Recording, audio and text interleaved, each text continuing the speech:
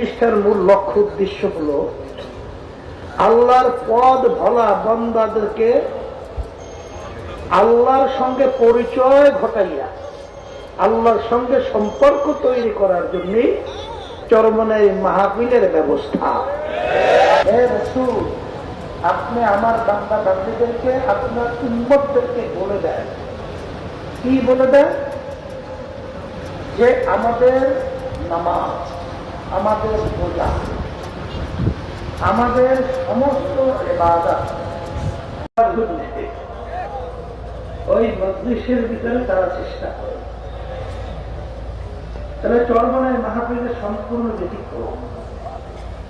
অন্য অন্য জায়গায় দেখা যায় যে মাহফিলের সময় বিভিন্ন খাবার, কিন্তু আমাদের কিন্তু এখানে সে ধরনের ব্যবস্থাও নেই। যার যার খরচে, আর এই রোদ্রের ভিতরে কষ্ট, বাথরুমে কষ্ট, গোসলে কষ্ট, ওষুধে কষ্ট, কাঁচায় কষ্ট, এরকম ভালো ব্যবস্থাপনা অনেক অংশে আমরা এগুলো করতেও পারি না। তারপরে আল্লাহর বান্দাদেরকে খাবার দেওয়া হয় কেন?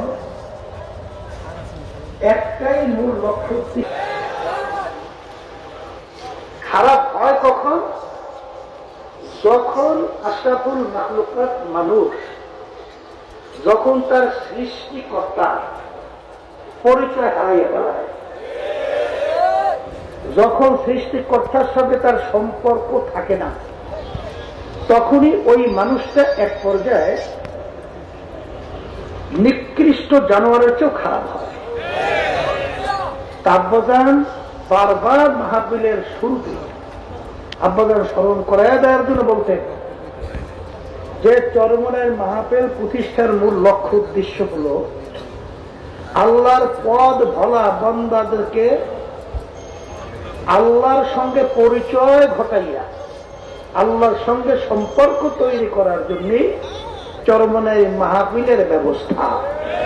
হে রাসূল, আপনি আমার বান্দা বান্দীদেরকে আপনার উম্মতদেরকে বলে দেন, কি বলে দেন?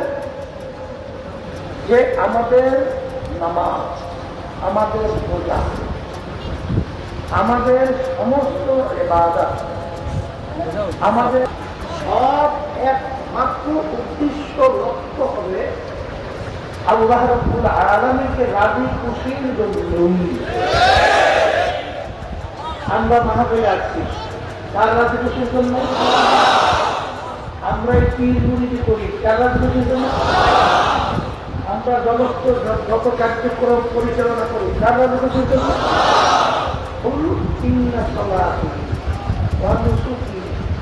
সবাই একমত।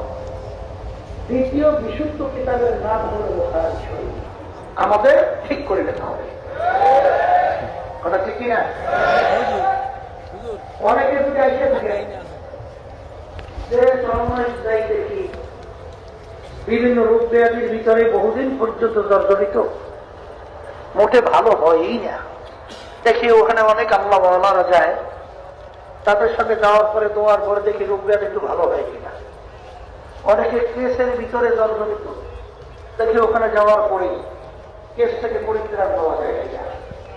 অনেকে ব্যবসা বাণিজ্যের ভিতরে সমস্যা, সেই ওখানে যাওয়ার পরে ব্যবসা বাণিজ্যের ভিতরে বরকত আছে কিনা এবং ব্যবসার ভিতরে লাভ বা বিভিন্ন সমস্যা দূর হয় কিনা। অনেকে বিবাহ শাদী হয় না, বিভিন্ন ঝামেলার ভিতরে বালা মুসিবতের ভিতরে। এক কথায় দুনিয়ার যদি কোনো উদ্দেশ্য থাকে, এই আল্লাহর বান্দারা হয়তোবা আপনাদের দুনিয়ার উদ্দেশ্য আল্লাহ রাব্বুল আলামিন পূরণ করতে পারে, কিন্তু ওয়ালাইসা লাহু ফিল আখিরাতি মিন খালাকিন নাসীব। কিন্তু কিয়ামতের ময়দানে আল্লাহ রাব্বুল আলামিন এর বিনিময়ে তাকে আখিরাতের কোনো অংশ দিবেন না। এই জন্য আমার ভাই